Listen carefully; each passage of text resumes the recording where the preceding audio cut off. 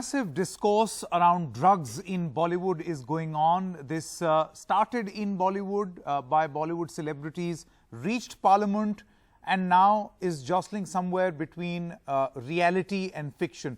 I have with me noted columnist Shobha De. Thank you very much for joining us, Shobha ji. My first question to you is, what do you make of what is being said about this, this drug racket in Bollywood? It's one thing to dramatize it for political gain, which is exactly what's happening now, and make it a diversionary tactic so no one asks other far more uncomfortable questions about the state of Mumbai and about the state of Maharashtra. You just exclusively focus on the drug cartel and the drugs that apparently all of Bollywood is on. And it's something I find not just distasteful and manipulative, but patently dishonest too, because Mumbai and Maharashtra, we have many other far more important issues to be dealing with than this so-called cleanup drive, which to begin with seems very insincere. Because if they were suddenly waking up to the fact that yes, Bombay has been at the center of drugs coming in, not in the last 2 years or 5 years or 10 years, but for the last perhaps 20 or 30 years. Bollywood earlier, perhaps it was alcohol abuse for another generation, and today it's drug abuse. It is prevalent. There is no question that one can, sweep that away and, make it all disappear by waving a wand. But it is much more than just Bollywood and drugs, isn't it? Ms. Shobha De, see, you mentioned an interesting point. You seem to look at this as some sort of a diversionary tactic. A deflection strategy, if you were, to make sure that we don't discuss other crucial issues. But if we were to leave that aside, the point over here is that member after member of the fraternity is now speaking and saying that the problem is acute as of this moment. How do you look at that? That the problem is, I'm sorry, I missed what you said, that the problem is acute. Yes. Member after member from the fraternity is now going on record to say that the problem is acute. One gentleman even compared it to a gutter-like situation. Well, I would like to ask these same people who have woken up to this gutter-like situation and are calling it all kinds of names, the same fraternity to which they belonged, where was their conscience and where was their voice all these years? This is not a new phenomenon. It's just been brought into focus right now because of the tragic death of a young actor. But drug abuse in Bollywood is something that Bollywood has lived with. It's now suddenly that people are starting conversations about drug abuse, but it's something that Bollywood and the public, more or less, certainly those in Mumbai who know how Bollywood works, has been aware of all along. To bring it into center stage seems to be politically motivated. But and they're using certain people for like political bait. It's all about grabbing Mumbai at any cost and grabbing Maharashtra. So I find it disingenuous and very insincere, this whole cleanup drive. See, this drug bust is not something which is happening only in Mumbai. It's happening in Bengaluru as well. It's happening in the sandalwood industry also. Do you think that even if it were to be with certain political motives, the fact that a cleanup is happening is not necessarily bad? Oh no, the cleanup by itself is something that is overdue. It has nothing to do with the cleanup being bad per se.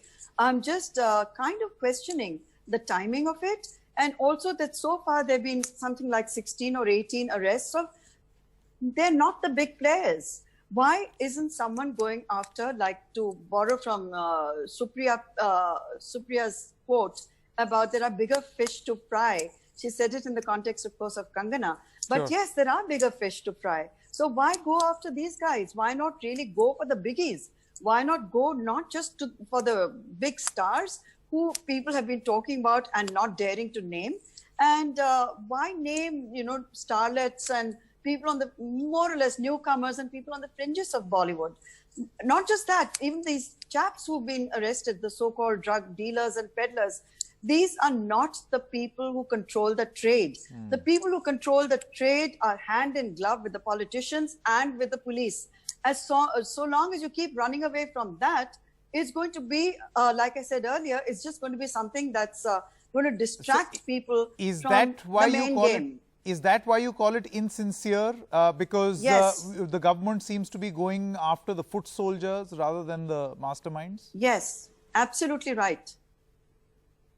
Okay. This sort of the volume of the business being what it is, the kind of names that are involved, it's very easy to catch the fall guys and let the big guys go. Maybe that's a deal that's been done, as they call it. It's a jugaad or a setting that let these guys go, spend time in the slammer, while the big fish, they always get away, don't they? Whether it's the big fish in Bollywood, or is the big fish in the cops, or is the big politicians. Who do you think is behind this whole drug thing? It's not these chaps. It's none of these people. I wanted to ask you something. See, the point is, the entire clamor seems to suggest that the problem is acute now. You seem to suggest that this problem has existed not just in Bollywood but across the country for many years. The larger point, Shobha De, what were these agencies like Narcotics Control Bureau doing all this while? I mean, it was just sensational to talk about the Riya Chakravarti matter. I'm not absolving her, because that's an investigation process. Exactly. But to not do anything prior to the Riya Chakravarti case speaks volumes. Well, that's exactly why I said that the whole thing stinks of something much more than a cleanup.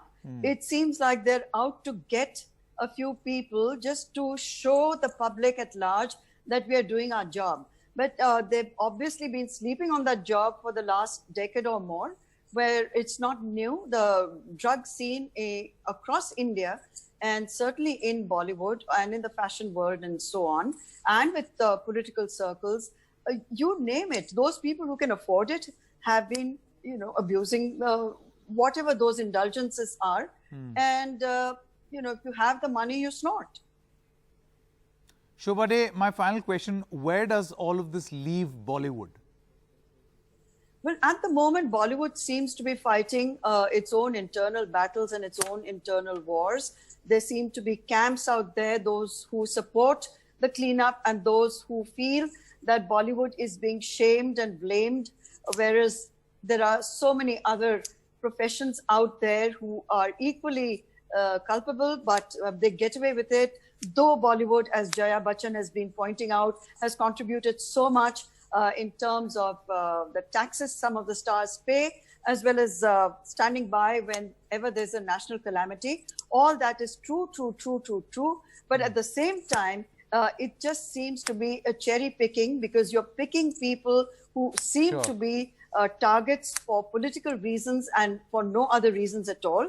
And if it's a kind of a campaign against the BJP, call it that, and I'm perfectly fine with it. You want to say that you don't want to, you want to discredit the Shiv Sena, say it. In fact, it's quite incredible that only Kangana Ranaut, for all that one can blame her for, has taken on the Shiv Sena head on. In the past, there have been many instances of Bollywood and the Shiv Sena being at loggerheads and locking horns and being very confrontational. But nobody has ever come right out there. And let's see who blinks in this case. Sure. Shobha De, many thanks for joining us with your views.